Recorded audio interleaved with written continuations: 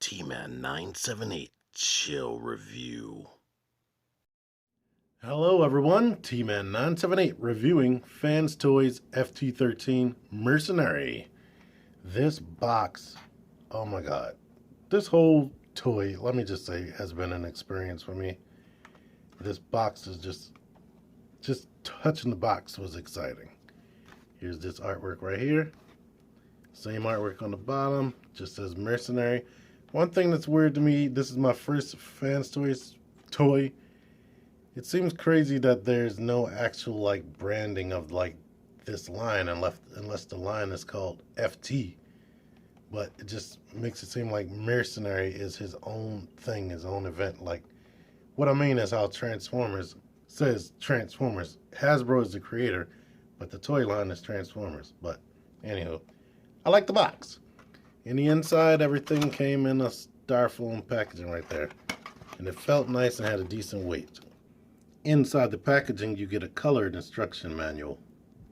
Optional replacement feet. Optional chest plate. 2 different flavors of hand rifle. Small Phillips screwdriver. 3 Energon cubes. This collector's card, which is made out of like credit card material, plastic, is very thick and very durable. And since I didn't show the box, here is the bio right here. Unfortunately, the text specs are in Chinese or Japanese, I'm not sure. Everything else is in English, so why they did that, I'm not even sure. And of course, Fanstoys Mercenary himself. And he is freaking awesome. It looks like he jumped straight off of Transformers, the animated show, and right into my hand. And it actually feels like it. He is so freaking heavy. Taking him out of that styrofoam was so satisfying. I mean, this thing weighs like, it has to weigh more than MP10 Optimus Prime. It's like, all of this is die cast. The toe in the front right here is die cast. This whole section right here of his chest is die cast, and maybe even the back. But he feels major heavy. And let's do a close-up on his face, which is so cartoon accurate. And if you don't know what I'm talking about, because I keep saying Transformers and cartoon accurate, he's supposed to be Transformers Insecticon Shrapnel, and he looks very much the part. Let me move these legs out the way so there's the back of the head. But man, he looks amazing. He has all the details he should have, like these little gun things under his hand, which I believe was part of his insect's feet in the original G1 toy. He has these nice chromed out horns right there. Silver painted thighs. And let's just go straight to the articulation. The head is on a ball joint. You saw me moving that around. Of course, it can swivel like 360. These pincers can get out the way, but they move these little parts right there, which might cover his face. Arms are in a hinge outward that way, which go out that far. Spin all the way around, hindered by the horns, of course. Bicep swivel, double jointed elbows, wrist swivel. All the fingers open at once on the pen. Waist joint, universal joints at the hips, so they can go out like that. And mines don't flop. I saw on a pre-production copy that they were like a little floppy, but mine stay up. The knees are kind of double jointed, but not really. I mean, it looks like it's double jointed, but I'm not going to bend it more than that. The ankles, he has an amazing amount of pivot for no good reason besides just to be pivot, because you don't need that for the transformation. And a toe can go up and down. Plus, it can rotate. So, getting him into some good poses is very, very easy. If I have any problems with him and his posability, I wish his neck was on a hinge like the Autobot cars so he can look straight up more. And I wish he could look down more because he doesn't really look down. Features as far as his body, this panel can open up, revealing some dark unpainted detail right there. I guess you could paint that yourself or maybe get some stickers or something like that. They put blue paint right here for some added details. Some silver in there in that molding. Silver on the inside. And I love this. That definitely looks like sticker detail, but it's not. It's so excellently painted. And his visor is reflective and shiny. His gun, much like the Autobot cars, I put it in like this. I put this around the fingers and then shut it in between his thumb. And that seems to be good. He has this chrome gun, just like the G1 toy, but he also has this purple gun. I don't know if this is cartoon accurate, because I can't remember what color his gun was in the cartoon, but I really don't like the purple. It blends in with his arm too much, and it just doesn't stand out as a gun. But I do like this option right here that he can now dual wield, but of course that gun looks cheap compared to the silver one. This isn't actually a feature, but I can prop up that Energon cube in his chest to show that he's storing the steel away. But you can't close it with that Energon cube in there, which is kind of boring. When it comes to third-party toys, people always worry about quality. I have one major, but three minor quality control issues. One, you're supposed to you get this screwdriver so you can take this screw out so you can change the chest plate. My screw is tripped, so I had to take a bobby pin and push the screw through. Just push it out and this can come slam off. We can take this clear chest plate, put that in here, and just slide the screw in. Since it doesn't screw anymore, just slide it in. Shut that, and now he has a transparent chest plate. And I couldn't wait to use this, but it doesn't look as good as I would like it to. It's just so dark because it just has that dark detail behind there, so it's not really catching any light. It's just so dull, so I'm not going to be using that. Another issue that's not that major, but he doesn't really hold the gun tight. If you just slightly bump it, his fingers will open. When you shut it, it stays in place, but if you bump the gun in any way, the fingers come straight open like they need to be a little bit tighter. The other issue I have, you won't be able to see until I go to transformation, but I need to do comparisons first.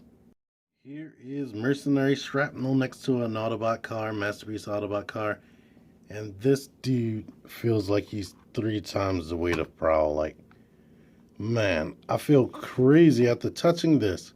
I feel crazy buying these because, oh man, this thing is about maybe $2. They're like the same price as the imported version of the Masterpiece cars, but this just feels so much better and satisfying.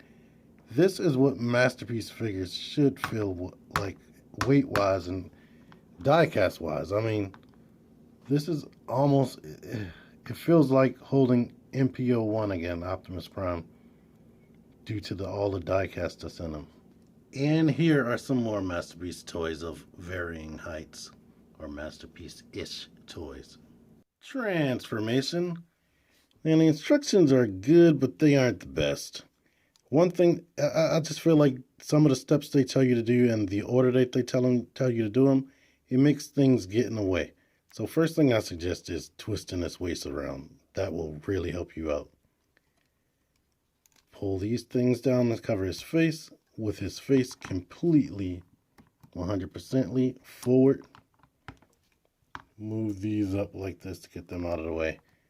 And one thing the instructions show you that's horrible and poor, I think I'm through, is you're supposed to pull this arm down. You can't really tell that in the instructions. Pull it down and then press the shoulders in like that. Then close this back up. Okay. The legs. This is where it gets not fun. Open the top legs up. Pull this out. get these middle legs out of the way and just bring this down. Just leave it there for now. Go ahead and unhinge these parts from his side, pull out, and then rotate them forward. Pull out to the side, rotate them forward. The arms are very interesting. They split right here. You bend this joint like this forward on a double joint and bring that down. Now you just rotate the bicep joint so this can sit back here. And there's a little peg right there and a little hole in his back. Slide that into there. Gonna try to make this more simple. With the arm straight, split that, rotate the elbow forward and bring this forearm down like that. Rotate it around at the bicep and plug it into place. Now my QC issue, this arm doesn't sit in there as good as I would like it to. Now you can rotate the legs. These swivels kind of get in your way. Rotate this part out like that. Get the leg into an orientation where it's out of the way and rotate that out like that. Go ahead and swivel the legs so that they're straight. The feet, good Lord. Pull the feet down, lift this hinge up, and get that up like that. Just lift it up. And now the instructions tell you to push this in last, and maybe that is for the best. Let me just try to do it like they say. Shove the legs inside of the thighs. Put the thighs inside of the calves. Slide that up. And keep it open a little bit. Gun storage. I haven't been able to do this myself perfectly. Goodness. Let me just get them transformed.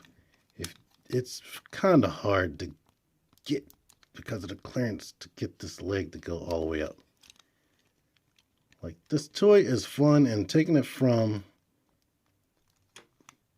bug to robot is fun, but robot to bug is not.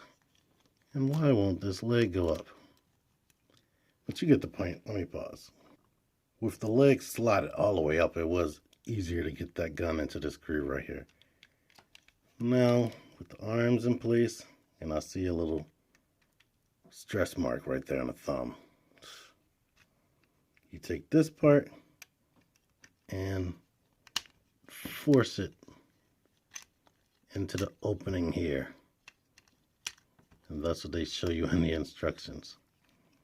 Now these little plastic pieces that we took off his back,